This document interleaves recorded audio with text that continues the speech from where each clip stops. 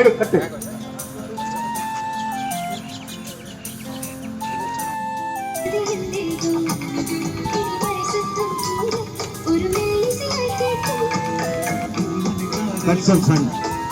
பையனை காணோம்.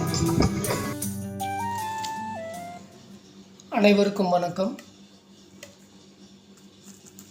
கில்லி மாப்பிள்ளை பட ப்ரமோஷன் நிகழ்ச்சியில் உங்களை எல்லாம் மீண்டும் சந்திப்பதில் பெரும் மகிழ்ச்சி. ஒரு படத்தில் பல அம்சங்கள் வெற்றிக்கு தேவை, ஒரு படத்துக்கும் தேவை. அந்த வகையில் லொக்கேஷனுங்கிறது ரொம்ப ரொம்ப முக்கியமான ஒரு அம்சம். ஒரு பேப்பரில் ஒரு காட்சியை நம்ம எழுதிடுறோம். அதை எழுதும்போதே அது எங்கே நிகழ்கிறது என்பதை நாம் குறிச்சிடுறோம். ஒரு வீட்டில் அம்மா அப்பா பேசுகிறாங்க, பையன்கிட்ட பேசுகிறாங்க அப்படின்னா அந்த வீடு நமக்கு தேவை.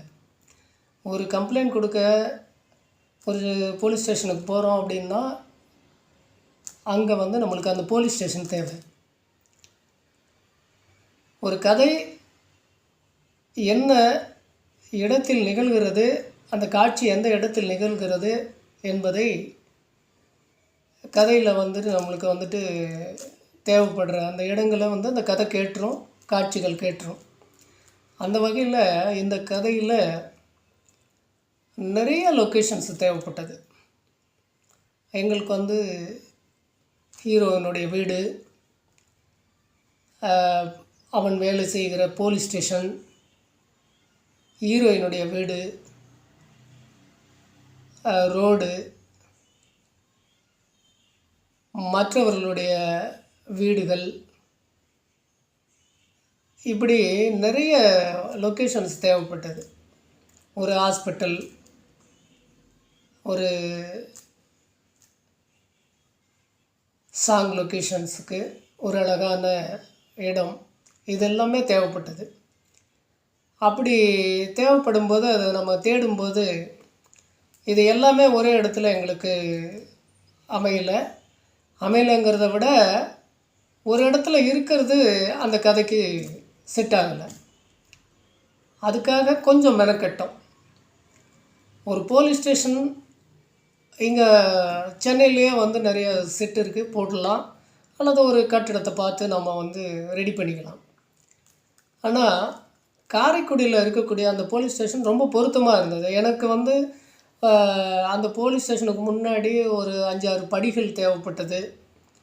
அந்த போலீஸ் ஸ்டேஷனுக்குள்ளே அந்த ஹாலுக்குள்ளே நடக்கக்கூடிய அந்த சம்பவங்களுக்கு அந்த பிளேஸ் இப்படி இருந்தால் பரவாயில்ல அப்படின்னு தோணுச்சு. இந்த சைடில் ஒரு செட்டு, ஒரு டீ கடை செட்டப்பு, இந்த பக்கம் ஒரு பார்க்கிங், இது எல்லாமே அந்த ஒரு இடத்துல அந்த போலீஸ் ஸ்டேஷனை நெருங்கி பக்கத்துலேயே சேர்ந்த மாதிரியே இருக்கணும் அப்படிங்கிற ஒரு இது. அந்த விஷயத்துக்கு அந்த இடம் ரொம்ப பொருத்தமாக இருந்ததுங்கிறதுனால நாங்கள் பார்த்ததில் காரைக்குடியில் கொத்தமங்கலம் ஏரியாவில் நேரு கிளப்பில் இது ஷூட் பண்ணோம். மதுரையிலேருந்து ப்ராப்பர்ட்டியெல்லாம் கொண்டு வந்தோம். காரைக்குடியிலே சில ப்ராப்பர்ட்டிஸ் எல்லாம் அந்த ஸ்டேஷனுக்கான ப்ராப்பர்ட்டிஸ் எடுத்தோம். இதில் என்ன ஒரு பெரிய சிறப்பு அப்படின்னா, நம்ம தேசத்தினுடைய பிரதமராக இருந்த ஜவஹர்லால் நேரு அவர்கள் அந்த நேரு கிளப்பு திறந்து வச்சுருக்கார். அவர் அங்கே போயிருக்கார். அது ஒரு அமைப்பு. அந்த இடத்துல நாங்கள் ஷூட் பண்ணது எங்களுக்கு ரொம்ப ரொம்ப ரொம்ப பெருமைக்குரிய விஷயமாக பட்டது. ஒரு மிகப்பெரிய ஒரு தலைவர் அந்த இடத்துல போயிருக்காரு அப்படிங்கும்போது, அதை திறந்து வச்சுட்டு போயிருக்காரு அப்படிங்கும்போது, அந்த காலத்தில் அந்த இடத்துல நம்ம ஷூட் பண்ணுறோம் அப்படிங்கிறது எங்களுக்கு ரொம்ப பெருமையான விஷயமா இருந்தது.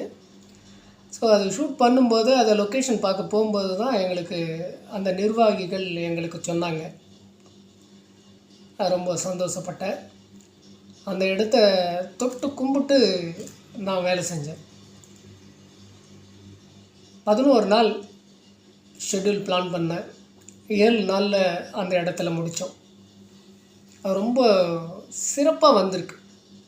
அந்த சீன்ஸ் எல்லாமே ரொம்ப ரொம்ப மிக சிறப்பாக வந்திருக்கு. ஒரு மகிழ்ச்சி எனக்கு. அதே போல் இந்த கதைக்கு ஒரு பிரம்மாண்டமான ஒரு வீடு எனக்கு தேவைப்பட்டது. ஒரு பழமை மாறாத ஒரு பெரிய வீடு ஒன்று தேவைப்பட்டது. அதுவும் அதே காரைக்குடியில் லட்சுமி ஆச்சி ஹவுஸ்ன்னு சொல்லிட்டு அங்கே பார்த்து நாங்கள் பண்ணோம். அந்த வீட்டினுடைய சிறப்பை பற்றி சொல்லணுன்னா, ஷாருக்கான் சாரினுடைய படம் அங்கே வந்து ஷூட் பண்ணியிருக்காங்க.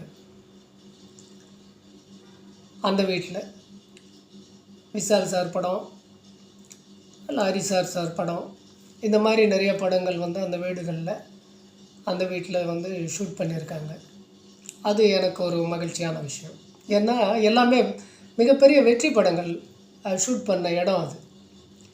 அந்த இடத்துல நம்மளும் ஷூட் பண்ணியிருக்கோம் அப்படிங்கும்போது எனக்கு ரொம்ப சந்தோஷமாக இருந்தது. ஹேவன் பீச் ஹவுஸ் இங்கே சென்னையில் OMRல பீச்சு பக்கத்தில் ஒரு வீடு. அங்கே ஒரு ஷாங் பண்ணியிருக்கோம். ரொம்ப அழகான ஒரு இல்லம். ரொம்ப ரசிக்கக்கூடிய ஒரு ஷாங்கை வந்து நாங்கள் அங்கே பண்ணியிருக்கோம். அது ஒரு மிகப்பெரிய ஒரு திருப்தியை கொடுத்தது அந்த லொக்கேஷன். அதுக்கப்புறம் லட்சுமி வில்லா, ஒரு பேலஸ் இங்கே ராமவரம் தோட்டம் அந்த பகுதியில் இருக்கக்கூடிய அந்த இல்லம். அது அவ்வளோ ஒரு அழகான ஒரு பேலஸ். அதில் வந்து ஒரு ஃப்ளாஷ்பேக்கு சீக்வன்ஸ் எடுத்தேன். ஒரு ஹாஸ்பிட்டல், தாஜ் ஹாஸ்பிட்டல்னு சொல்லிட்டு அங்கே ஒரு 3 நாள் ஒரு காமெடி ஃபங்க்ஷன் எடுத்தேன். ஒரு ஹாஸ்பிட்டல் காமெடி ரொம்ப பிரம்மாண்டமாக எனக்கு அது அமைஞ்சிருந்தது. இந்த கதைக்கு அவ்வளோ பொருத்தமாக இருந்தது. அதே போல் ராஜ்கமல் ஹவுஸ் நம்ம நிறைய சீரியல்களில் பார்த்துருப்போம். ராஜ்கமல் சாரையும் அவருடைய மனைவி லதா அவர்களையும் நம்ம சீரியல், சினிமா இப்போ பார்த்துருப்போம். ஒரு சினிமா தம்பதிகள் அவங்க சோசியல் மீடியாவில் ரொம்ப ஆக்டிவாக இருப்பாங்க. அதை நான் ரொம்ப ரசிப்பேன். அவங்களுடைய சின்ன சின்ன ஒரு மூமெண்ட்ஸ் எல்லாம் நான் ரொம்ப ரசிப்பேன் சோசியல் மீடியாவில். ஸோ அந்த வீடு கட்டி புதுசாக அவங்க வந்து ஷூட்டிங்க்காக அவங்க ரெடி பண்ணாங்க. அதில் முதல் படமாக என்னுடைய படம் நான் ஷூட் பண்ணேன் அப்படின்னு சொன்னாங்க. ரொம்ப மகிழ்ச்சியாக இருந்தது. நிறையா இப்போ பண்ணிகிட்ருக்காங்க.